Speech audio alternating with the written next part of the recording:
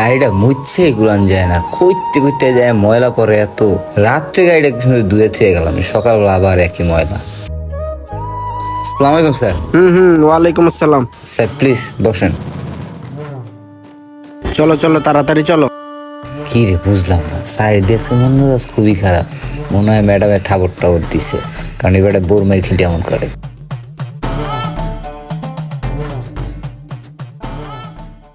Sir কিছু মনে না করলে একটা কথা বলতাম স্যার। কি কথা বলো?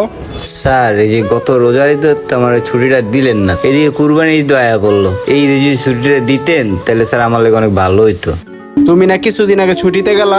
স্যার ছুটি তো নিয়েছিলাম আরো 3 মাস আগে, কারণ তখন মাটা খুব অসুস্থ ছিল স্যার, এই জন্যই আমার ছুটিটা দরকার ছিল। তাছাড়া সামনে তো কুরবানি ঈদ আয়া করছে। আরে না না, কি বলো, কালকে আমার কাজ আছে, কোনো ছুটি মুটি হবে না।